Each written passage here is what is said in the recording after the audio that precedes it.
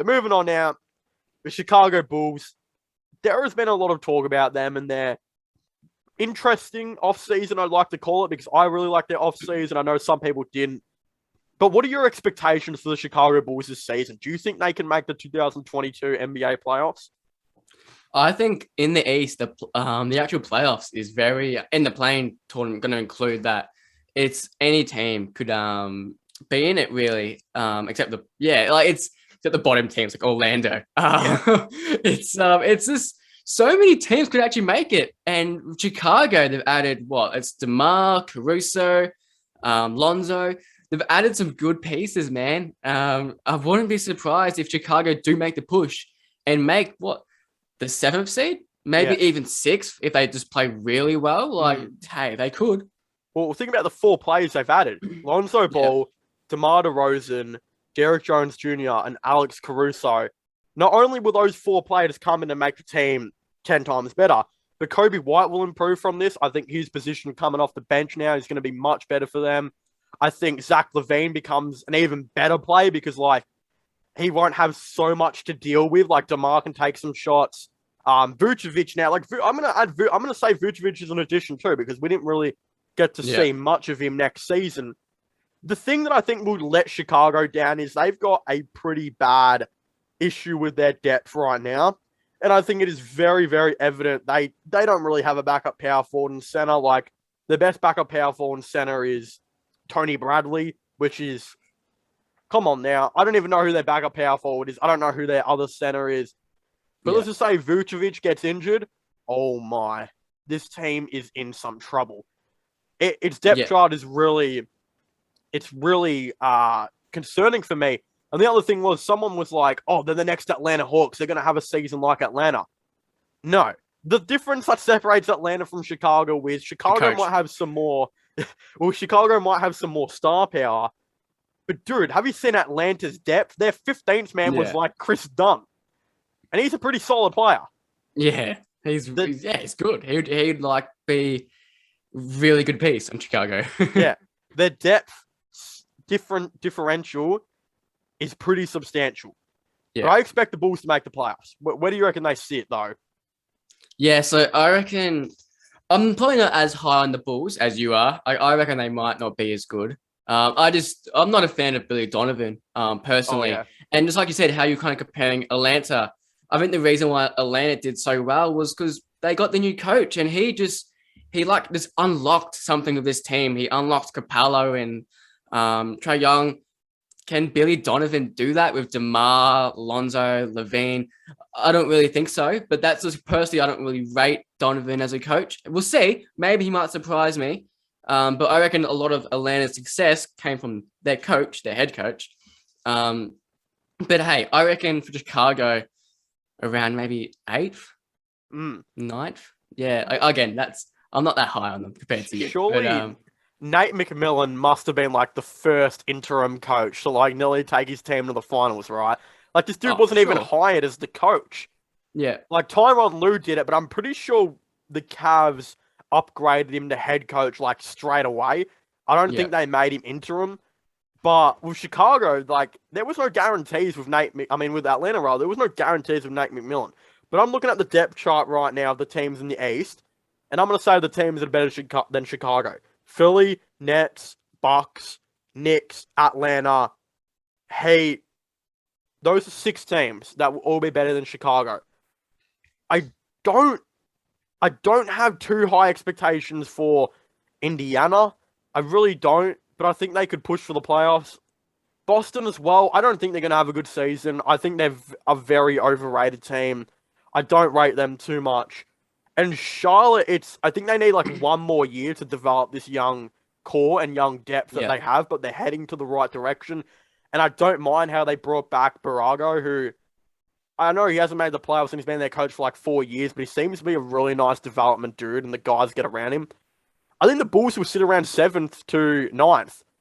Genuinely, I think they will make the playoffs, but they'll have to go into the play-in tournament. I don't think there's a guaranteed spot for them in that top 6 just yet. They'd have to get a power forward or something first. Yeah, I reckon it'll be difficult. I do expect Boston to be better than them.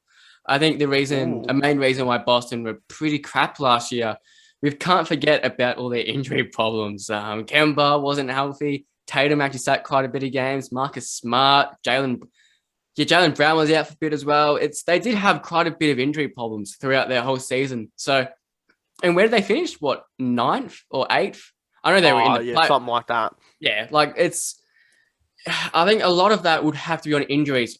I personally do think they're a bit overrated as well. I'm not a fan of Boston. I think I've made that pretty clear in my other, just in my videos. I'm not a fan of Boston, but I Mm. think we've got to give them a bit of leniency here. They could be better than we expect because they did have a lot of injuries here. I do reckon they'll be better than Chicago. My issue with that, though, is that they were bad with Jaylen Brown. Like, they weren't any better, really, than what they were. Like, oh, I guess they were obviously better with Jaylen Brown than what they were without. But it's not like their team was playoff bound when they had Jaylen Brown in the team. I think, I don't know if they got better or worse this offseason, though. Because they brought in Horford, but, dude, they got rid of Kemba. Schroeder, there's still the big question on Schroeder.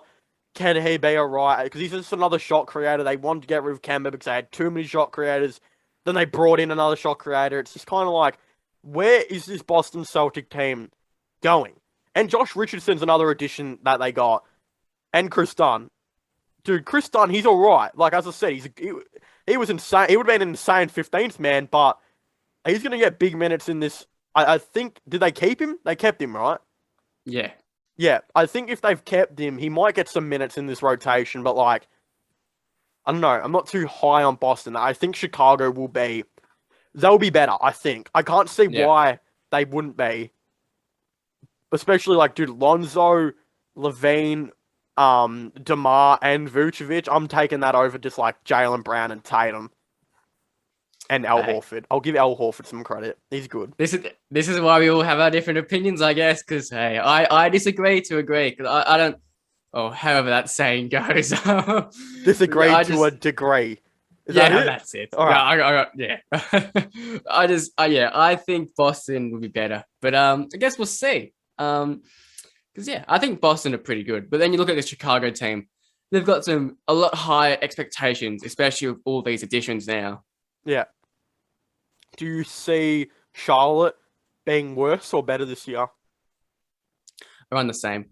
I reckon they won't really change. Hey, I reckon Charlotte's gonna be a team that's they're gonna be around the exact same position for the next 3 years, 2 years.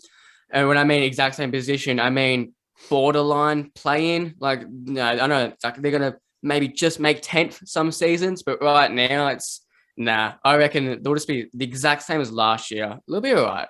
Yeah. They've still got pretty far.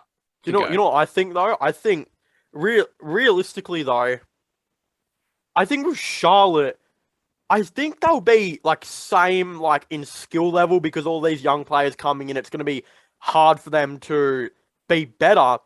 But in saying I think they'll be similar, for some reason I could see them losing more games. But that's not saying they've gotten worse as a team. The reason I could see them losing more games is because you see so many players from the West just join the East. Like, the East is stacked. Chicago moved past Charlotte now.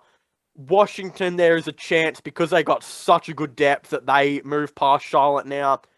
I'm not saying the Cavs will move past Charlotte, but bringing in Laurie Markin and Evan Mobley, etc. No, they're not better than Charlotte. They're not better than Charlotte. I'm not saying it. But they're going to win more games than what they did last year. But they're not going to win more than Charlotte. But they're going to win games that are going to take away from Charlotte, I reckon. Yeah. The East has gotten better. Whether people would like to admit it or not. And that's where I think Charlotte go from like a 10th seeded team to they could drop down to an 11th or 12th. But I don't think they're going to get worse as a team. I just think that the development stage is going to take longer than what some people think. And they're still very far off. Yeah. And even like you look at a team like the Knicks and the Celtics got rid of Kemba, which I think has benefited their team getting rid of Kemba. And then the Knicks bring in Kemba in, which has benefited their team. Yeah. So, like, they literally lost a player and benefited from it, and you guys gained a player and benefited from it. The East is going to be way better. That's just another example of it. So the East should be really good next year. A lot of teams have benefited. Yeah. Like you even said, your team, Cleveland, you guys have benefited. You've got Lowry Markkinen. Not too sure how it's going to work. You know, the tallest team ever, especially with Taco now. Yeah. But hey, every team in the East is pretty much improved. Where look at Charlotte, not really. Yeah. Same skill. Yeah, same. They lost Devontae Graham, Malik Monk, but then they brought in like Book Knight and Kai Jones. They kind of stagnated. They didn't really, they brought in a center, but like Miles Plumlee, is it Miles or Mason? Which Plumlee is it? I can't remember what his first name is. Yeah, because I know it's Mason. Mason. Oh, goddamn. But anyway, it's just kind of like, I don't think they really did too much. Do you think? I know like Lauri Markkinen has kind of been beaten to death at this point. Like everyone's spoken about their thoughts and opinions on Lauri Markkinen. I don't think my issue with Lauri Markkinen to start off with is not the money, because paying a player like Lauri Markkinen $16 million a season now it's super standard. Like that's fine. He's a role player. He's going to be a role player that could average you like 14 points off the bench. Gallinari's on $18 million a season. He averaged like 9 off the bench. It's standard. That's the NBA that we're in right now.